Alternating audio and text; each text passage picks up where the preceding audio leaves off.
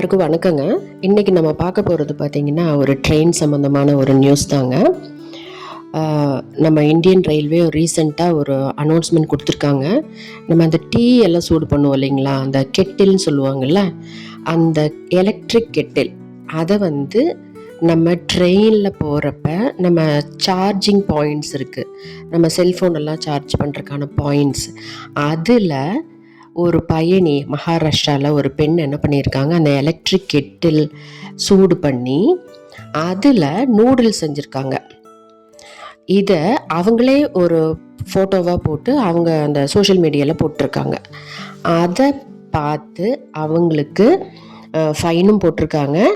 அது அல்லாமல் இப்போ என்ன ரயில்வே என்ன அனௌன்ஸ் பண்ணியிருக்காங்கன்னா, இந்த மாதிரி எலக்ட்ரிக் கெட்டில் நம்ம ட்ரெயினில் யூஸ் பண்ணினா 5 ஆண்டு சிறை தண்டனை கட்டாயம் வழங்கப்படும். அதாவது இதன் மூலமாக எலக்ட்ரிக் ஷாக் சர்க்கியூட் வர்றதுக்கு சான்சஸ் இருக்குது, மற்ற பயணியரின் உயிருக்கு ஆபத்து இருக்குது. அப்படிங்கிறதுக்காக தான் இந்த மாதிரி அனௌன்ஸ் பண்ணியிருக்காங்க. அதே மாதிரி உங்களுக்கே தெரியும், எதெல்லாம் எளிதில் தீப்பிடிக்கக்கூடியதோ, ஃபயர் ஆக்சிடெண்ட் வரக்கூடிய பொருள்கள் இருக்குது இல்லைங்களா. இப்போ பட்டாசு, தீபாவளி டைமில் நம்ம பட்டாசு கொண்டு போகும், மறைச்சு கொண்டு போகிறாங்க.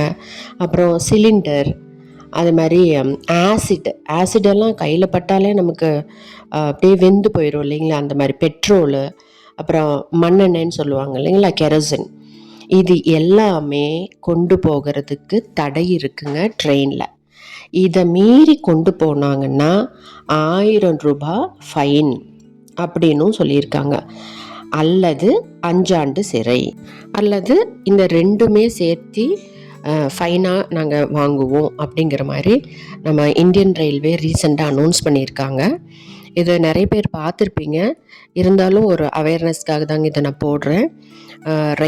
ரயிலில் மற்ற நம்ம கூட பயணிக்கிறவங்களுக்கு ஆபத்து வராத மாதிரியான பொருட்களை தான் நம்ம எடுத்துகிட்டு போகணும் அப்படிங்கிறதாங்க இதோட ஹிடன் அஜெண்டா இல்லைங்களா. ஓகேங்க, தேங்க்யூ. இந்த மாதிரி தினம் சின்ன சின்ன தகவல் பார்ப்போம்.